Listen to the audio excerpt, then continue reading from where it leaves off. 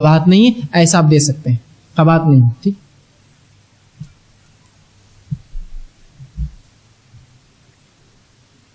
کسی نے ایک سوال کیا، اکثر ہمارے معاشرے میں کچھ خواتین سنار کے پاس اپنے زیورات رکھ کر کچھ پیسے حاصل کرتی ہیں اور بعد میں اس کے ساتھ زیادہ پیسے دے کر اپنے زیورات حاصل کرتی ہیں. مہینے کے حساب سے وہ عدت سنار کو پیسے دیتی ہے، وضاحت کیجیے. کسی نے ایک سوال کیا، یہ رہن کا معاملہ ہے.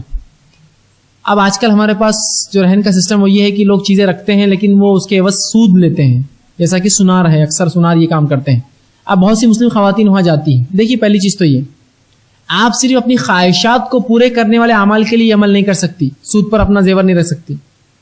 خواہشات، مثال کے طور پر بیٹی کی شادی ہے، لوگ کیا بولیں گے کہ کھانا اتنا کم ہوا، لہٰذا اس میں کھانا زیادہ کرنے کے لیے آپ زیورات کو سود پر رکھ رہے ہیں. شریعت اس کی اجازت نہیں دیتا.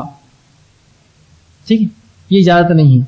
ہاں آپ یہ کہیے کہ میں بے کس مجبور اور بے سہارا ایک عورت ہوں جس نے تمام لوگوں کے سامنے گڑ گڑا لیا کہ مجھے کچھ دو، کوئی میری مدد کو تیار نہیں، بالآخر میں نے اپنے بچے کے علاج کے لیے مجبوری میں اپنی عزت کے لیے اس زیور کو رکھ کر سود پر وہ کیا.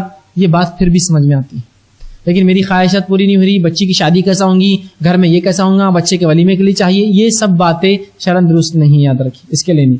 تو واقعی میں اگر کوئی مجبور ہو جائے، اس سماج کی حالت کے اعتبار سے بتا رہا ہوں، چونکہ یہاں کوئی ہے نہیں جو دے، مجبور بالکل، جب ہر کوئی کوشش کر لیا اس نے تب بات سمجھ میں آتی ہے. لیکن بس اٹھے چھوٹے نہیں کہ چلو سنار کے پاس جائیں گے اور کیا مشکل، اس کو صرف 5-7 روپے مہینے کے آخر میں دینا ہے اور اپنے کو پیسے کا پیسہ زیور. یاد رکھیے یہ شرعاً درست نہیں، اس لیے کہ جہاں سود لینا حرام ہے وہیں سود کا دینا بھی درست نہیں. تو لہٰذا یہ کام کوئی بلا وجہ اشد ضرورت بحالت مجبوری کی اگر یہ نہ کروں تو کوئی حرام کام مجھ سے ہو جائے تب شریعت پھر اس کی اجازت دے سکتی ہے. لیکن عام حالت میں بہرحال اس کی بالکل اجازت نہیں، قطعاً نہیں، یہ حرام ہے کام.